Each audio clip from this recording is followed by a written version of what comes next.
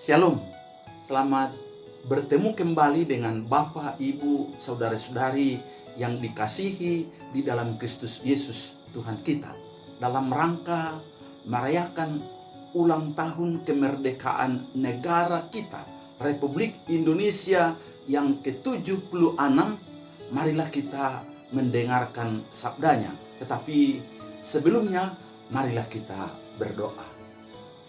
Damai sejahtera yang melampaui segala akal, yang datangnya daripada Kristus Yesus Tuhan kita, kiranya menyertai hati, pikiran, perasaan, dan seluruh hidup saudara saat ini. Amin.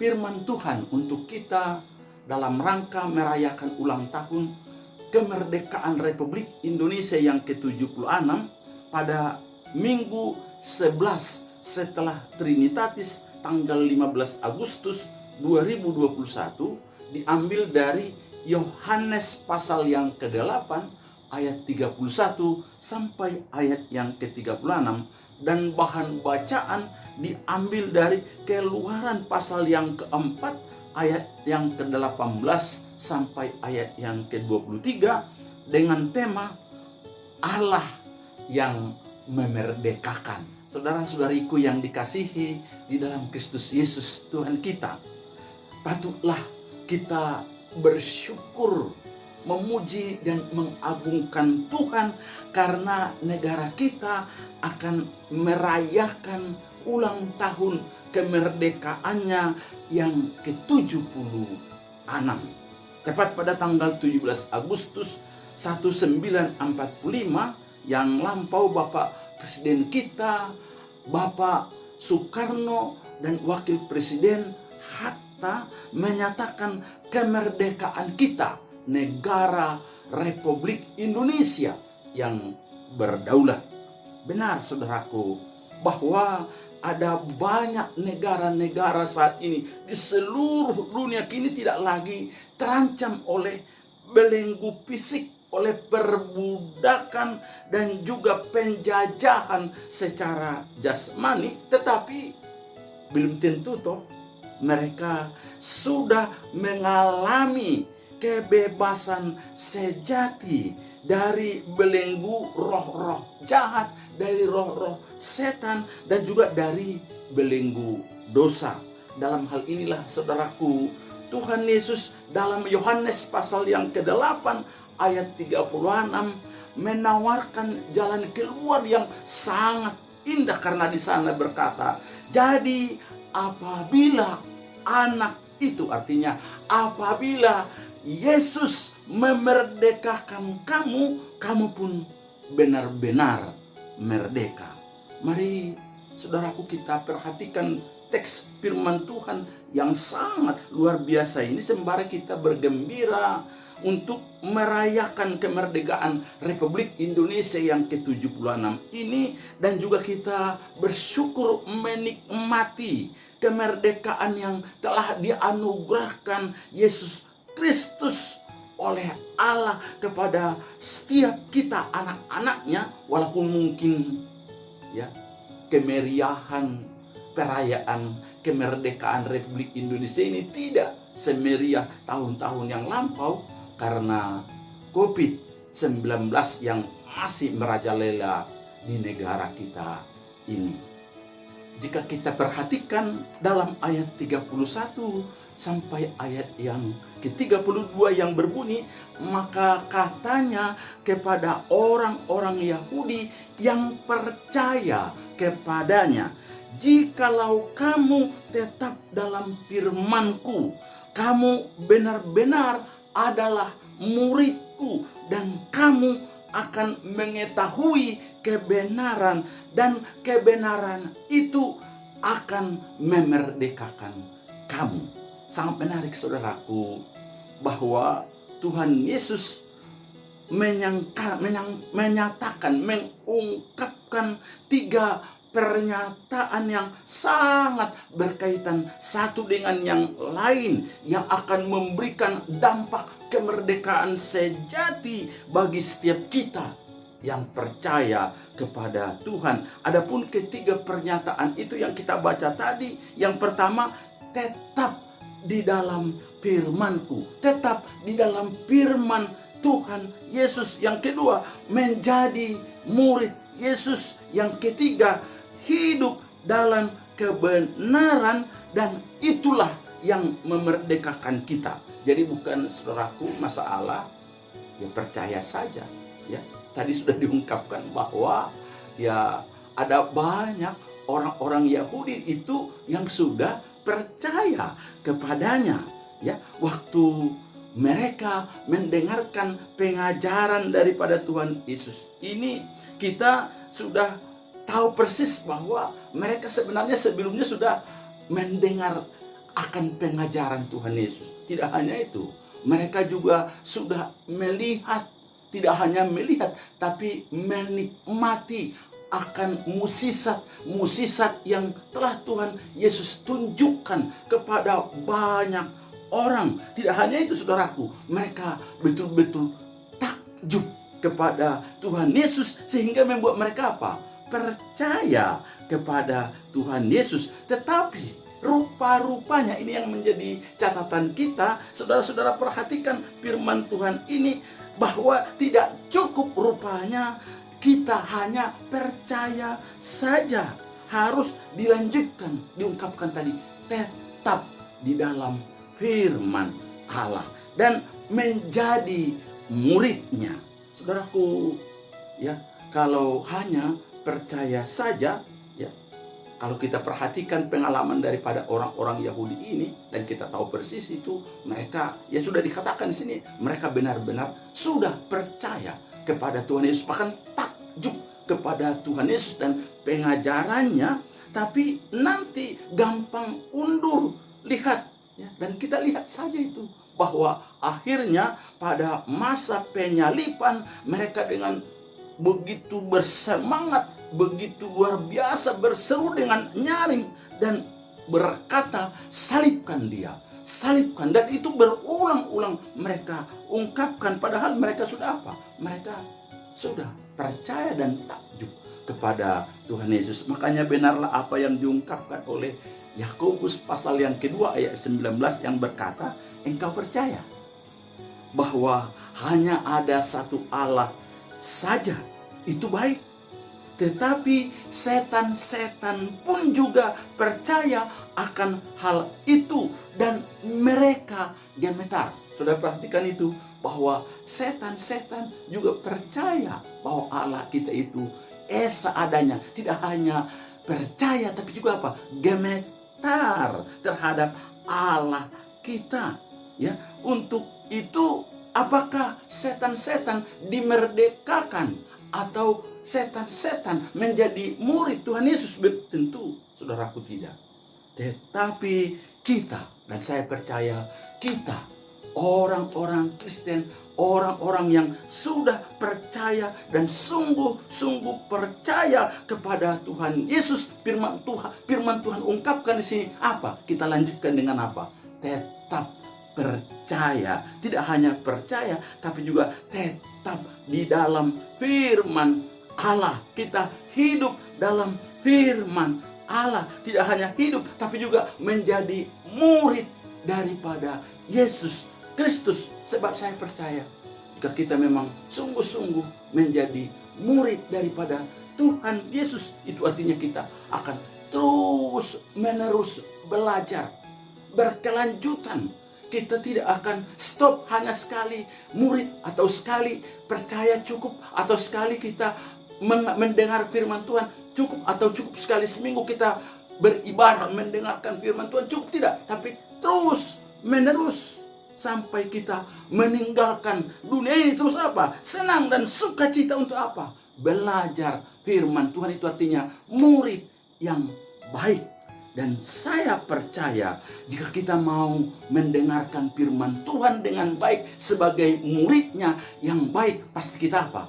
Pasti menyimaknya dengan baik, pasti memperhatikannya dengan baik, dan akibatnya kita merenungkannya. Tidak hanya itu, kita juga makin memaknai, makin mengerti sungguh-sungguh akan firman Tuhan. Dikatakan sini, makin mengetahui kebenaran firman Allah. Dan dikatakan di sini, itulah orang-orang yang sudah mengetahui kebenaran, itulah yang betul-betul ya kita dimerdekakan. Sekali lagi, saya percaya jika kita sudah menjadi murid daripada Tuhan Yesus yang menikmati firman Allah, kita akan sungguh-sungguh menjadi orang yang hidup benar, hidup kudus, dan itulah yang betul-betul memerdekakan kita.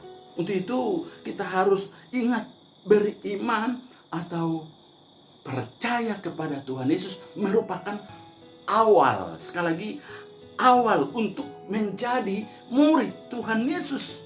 Dan orang-orang yang menjadi murid Tuhan Yesus yang setia itu pasti terus menerus mendengarkan firman Tuhan dan belajar sungguh-sungguh akan firman Tuhan, sehingga kebenaran firman Tuhan menjadi bagiannya.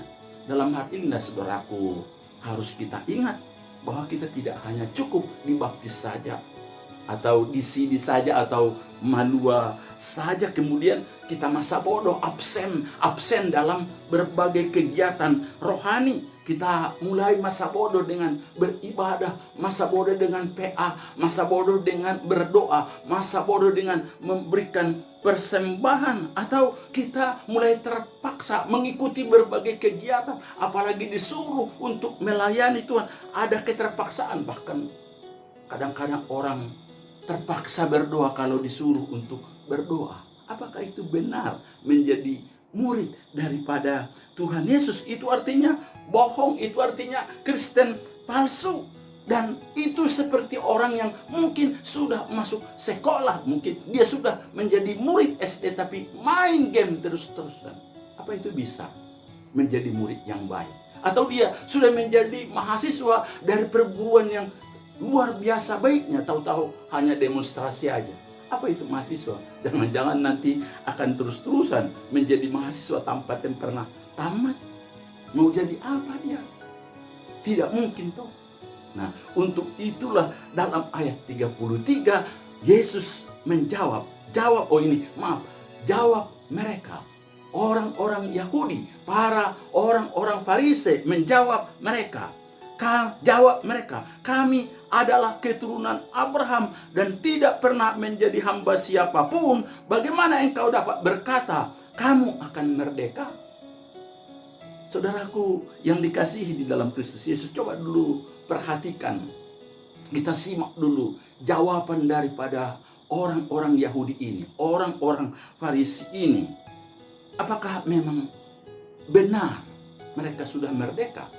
Bukankah pada saat itu, pada saat teks ini ditulis, bahwa mereka sedang dijajah oleh orang-orang Romawi? Memang benar mereka adalah keturunan Abraham, bapak orang beriman itu. Tapi jelas kalau dikatakan kami tidak pernah menjadi hamba siapapun, bohong. Karena mereka sudah berulang kali ditawan.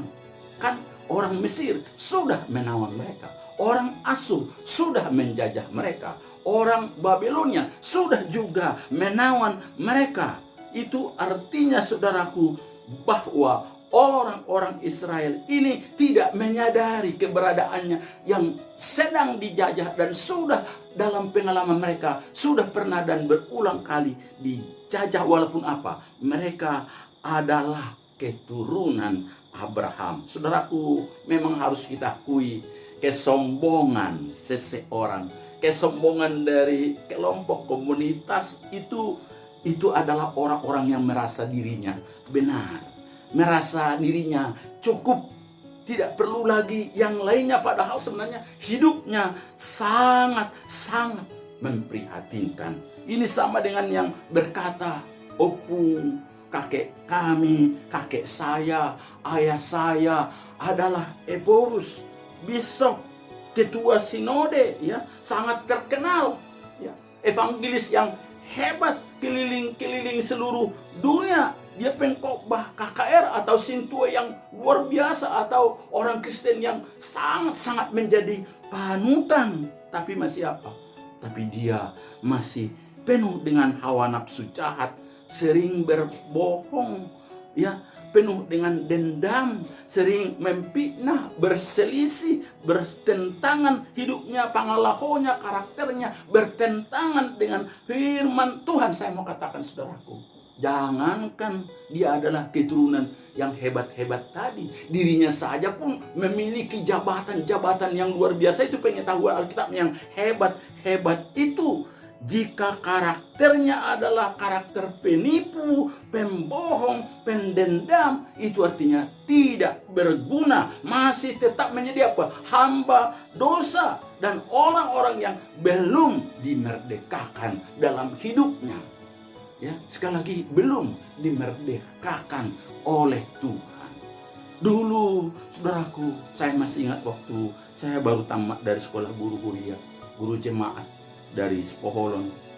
Saya merasa sudah hebat, apalagi waktu itu kami sering dikatakan ini sekolah kita bukan sekolah pokok pisang, ya, ini sekolah yang luar biasa. Saya merasa ya sudah hebat, ya, sudah guru kan, ya, artinya lebih pintar toh guru kan, begitu. Tapi saudaraku, ya, setelah saya memasuki ladang Tuhan dan berjemaat, saya ini belum ada apa-apanya, masih sangat-sangat cetek, masih sangat kecil. Dan puji Tuhan, akhirnya saya menyadari keberdosaan saya, menyadari ketidakmampuan saya. Akhirnya saya mau belajar dan terus belajar sampai sekarang. Saya mau menjadi murid Tuhan Yesus yang setia, yang mau belajar terus apa kehendak Tuhan bagi hidup saya hari demi hari. Itulah sebabnya Tuhan Yesus secara tegas berkata dalam ayat 34 ini. Kata Yesus kepada mereka, "Aku berkata kepadamu, sesungguhnya setiap orang yang berbuat dosa adalah hamba dosa." Saya mau bertanya saudaraku, siapa di antara kita ini yang walaupun kekristenannya sudah lama, sudah mengetahui banyak hal tentang firman Tuhan? Siapa di antara kita ini yang sudah begitu hebat pengalamannya dalam melayani, tidak berbuat dosa lagi? Ada? Tentu tidak ada. Kita semua masih berbuat dosa. Kita masih melakukan hal-hal yang bertentangan dengan apa yang Tuhan rindukan dalam hidup kita. Persis seperti pergumulan Rasul Paulus dalam Roma pasal 7 ayat 13 sampai ayat yang ke-26. Bagaimana dia sangat bergumul dengan dirinya, yang rindu dan terus rindu untuk melakukan hal-hal yang baik, yang benar, tak tahu dia melakukan hal-hal yang jahat. Dalam ayat 24 secara jelas firman Tuhan katakan, "Aku manusia celaka. Siapakah yang akan melepaskan aku dari tubuh maut ini?" Ayat 25, "Syukur kepada Allah oleh Yesus Kristus Tuhan kita." Sekali lagi, syukur kepada Allah oleh Yesus Kristus Tuhan kita. Ayat 26, "Jadi dengan akal budiku aku melayani hukum Allah, tetapi dengan tubuh insaniku aku melayani hukum dosa." Saudaraku, kalau kita perhatikan firman Tuhan ini, kita lihatlah betapa pentingnya kita yang sudah percaya ini, yang sudah menjadi orang Kristen ini, yang sudah sungguh-sungguh beriman kepada Tuhan Yesus. Mari kita sungguh-sungguh juga. Untuk apa? Untuk terus menerus atau tetaplah di dalam firman Tuhan. Mari kita sungguh-sungguh bersuka cita, menyenangi akan apa? Akan firman Tuhan. Jadilah murid Tuhan Yesus yang terus menerus apa? Belajar hari demi hari. Untuk apa? Supaya kita mengetahui kebenaran daripada firman Allah. Dan melaluinya saya percaya orang yang ditegur oleh firman Allah merasa bahwa dia sudah menyimpang, sudah berdosa karena kebenaran Allah begitu jelas menegur hidupnya. Mari kita cepat-cepat juga apa? Ya, minta ampun kepada Allah, datang kepada Tuhan Yesus. Supaya apa? Supaya kita dibenarkan, supaya kita diampuni, supaya kita juga hidup benar, hidup kudus. Dan saya percaya kita akan dimerdekakan lagi dari kehidupan kita yang berdosa itu. Karena jelas di sini firman Tuhan katakan, hanya Tuhan Yesuslah yang sanggup melepaskan kita, yang memerdekakan kita dari tubuh maut ini, dari hukum dosa ini, dan tidak ada jalan yang lain. Yang terakhir saudaraku, ayat yang ke-35 sampai ayat yang ke-36. Firman Tuhan berkata, dan hamba tidak tetap tinggal dalam rumah, tetapi anak tetap tinggal dalam rumah. Jadi apabila anak itu memerdekakan kamu, kamu pun benar-benar merdeka. Saudara perhatikan, ini sangat luar biasa. Hanya ada setiap orang yang ada di dalam Yesuslah yang sungguh-sungguh bisa dimerdekakan. Hanya karena Yesuslah yang betul-betul sanggup memerdekakan setiap kita dari kuasa dosa, dari kuasa iblis, dari kuasa maut, dari hukum Taurat, dan dari apapun. Itu hebatnya kuasa Tuhan Yesus. Dan ini kita diingatkan kembali lagi kepada ayat yang ke-31 tadi. Karena kata tetap tinggal, di sini digunakan tetap tinggal. Dalam ayat 31, tetap di dalam firman. Sebenarnya tetap itu sama dengan apa? Tinggal. Jadi tetap di dalam firman, tinggal dalam firman sama sebenarnya. Tetap tinggal dalam firman sebenarnya sama, ya. Jadi ini yang mau diungkapkan di sini, betapa pentingnya kita tetap tinggal, berada di dalam siapa? Di dalam firman, hidup yang terus menerus, ya, berproses menjadi murid yang baik, yang setia, terus belajar dan terus belajar tentang firman Allah, supaya kita orang-orang yang hidup di dalam Tuhan. Dan saudaraku, lewat ini dikatakan di sini, kalau hamba, ada rupanya perbedaan yang diungkapkan oleh Tuhan Yesus di sini.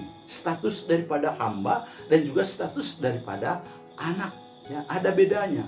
Kalau hamba dikatakan di sini tidak tetap tinggal, ya. Mungkin dia memang berada, mungkin ada bersama-sama juga di rumah, tapi dia karena dia adalah hamba tidak akan tetap tinggal. Beda dengan apa? Dengan anak dikatakan sini tetap tinggal dalam rumah.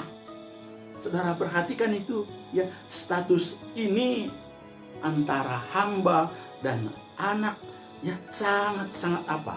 Sangat-sangat berbeda. Karena memang pada masa itu, ya, masalah perbudakan dan perhambaan masih biasa, masih marak. Tapi perbedaan mereka sangat jelas dalam apa? Tentang karakter, tentang pangalaho mereka, tentang mental mereka. Status hamba dikatakan di sini tidak tetap tinggal dalam rumah, sebaliknya anak tetap tinggal dalam rumah. Ini saudaraku menggambarkan bahwa jika kekristenan kita hanya bermental hamba, sekali lagi hanya bermental hamba, berkarakter hamba, ya, kita akan tidak tetap tinggal.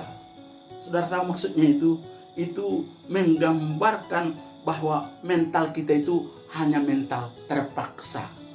Terpaksa untuk berdoa, terpaksa untuk beribadah. Kan ada banyak orang, ya, beribadah itu perasaan apa? Terpaksa, apalagi dalam masa Covid ini, ya.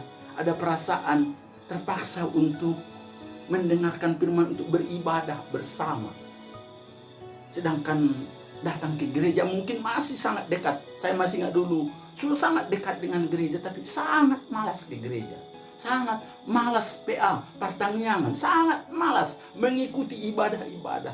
Seolah-olah ada keterpaksaan, disuruh berdua juga terpaksa. Beda dengan apa? Beda dengan mental anak pasti kalau mental anak itu ada kesukaan, ada kerinduan, ada kesenangan, ada gairah, ada semangat untuk apa? Untuk beribadah, untuk berdoa, untuk belajar, untuk berPA, untuk ikut segala kegiatan, bahkan rindu untuk melayani, bahkan rindu memberikan persembahan yang terbaik bagi kemuliaan Tuhan. Inilah mental anak, ada ketenangan, ada kesukaan, ada perasaan yang enak untuk melakukan segala sesuatu yang Tuhan rindukan di dalam kehidupannya. Saya sangat tertarik dengan khotbahnya Bapak Pendeta Billy Kristianto yang membahas ayat ini dan mengaitkannya dengan Lukas 15 ayat 11 sampai ayat 32 tentang anak yang hilang ya.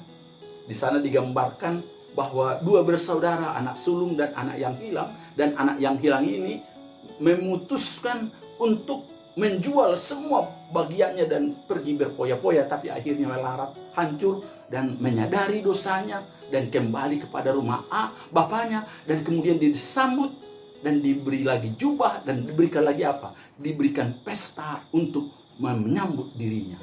Akhirnya apa yang terjadi dengan anak sulung itu?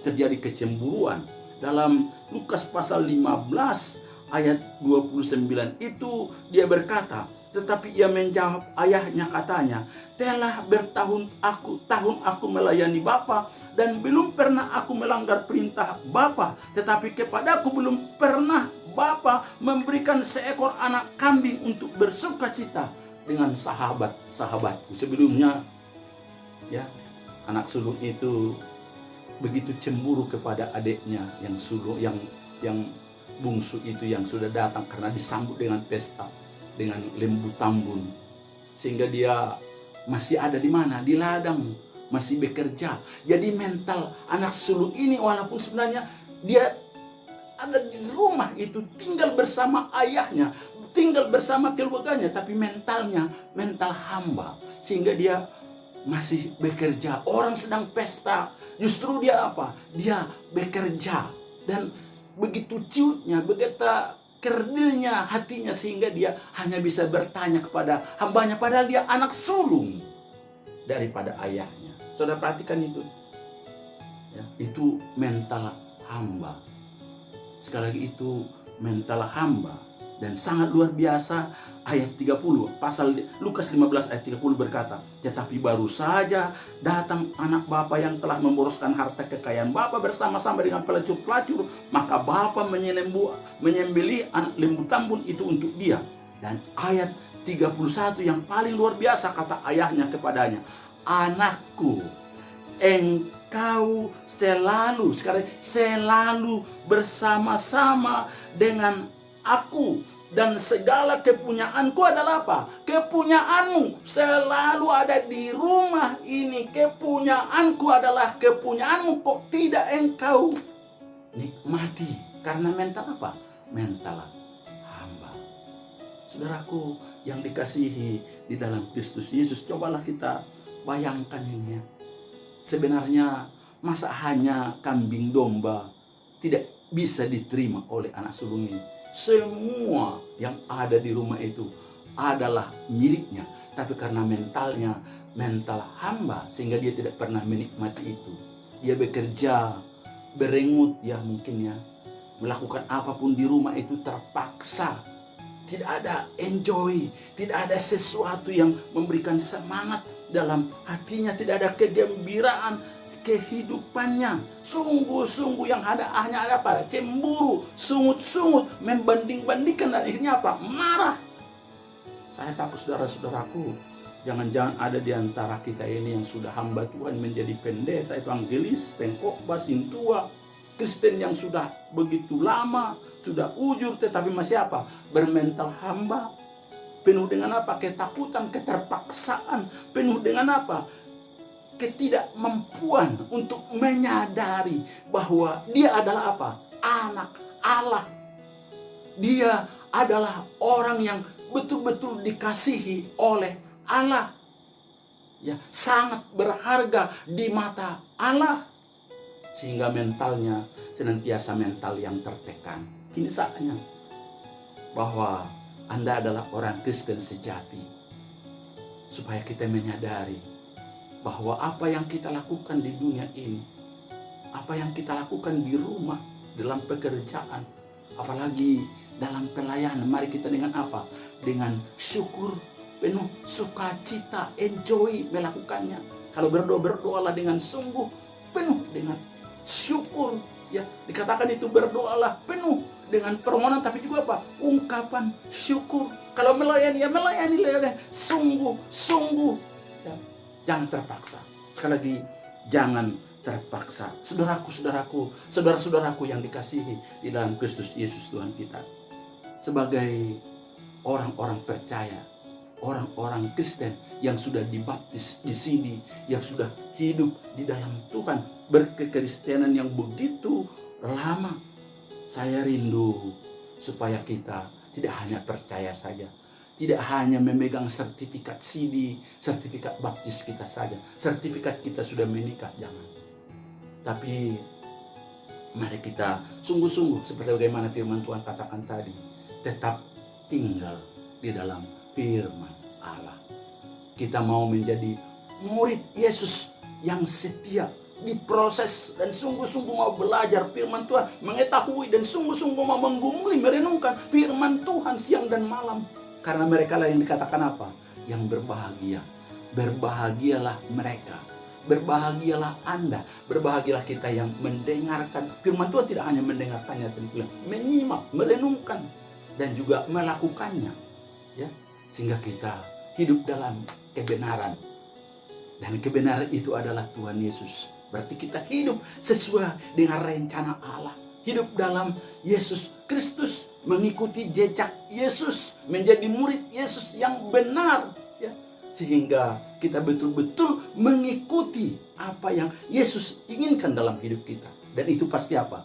Memerdekakan kamu. Sekali lagi, itu pasti memerdekakan kamu, menjadikan kamu sebagai anak Allah yang mampu mengalahkan kuasa dosa, mengalahkan kuasa setan-setan, mengalahkan kuasa iblis, mengalahkan maut, mengalahkan neraka, dan memberikan apa? Memberikan sukacita. Sehingga kita, apapun yang kita alami hari demi hari, kita adalah orang yang sudah sungguh-sungguh Tuhan Yesus merdekakan. Sehingga kita menjalani hidup ini penuh dengan apa? Sukacita, penuh dengan rasa syukur. Selamat merayakan ulang tahun ke-76 negara Republik Indonesia. Sembari kita bersyukur, memuji Tuhan, bersukacita atas kemerdekaan, atas sebagai murid dan anak daripada Tuhan Yesus. Tuhan Yesus memberkati kita. Amin.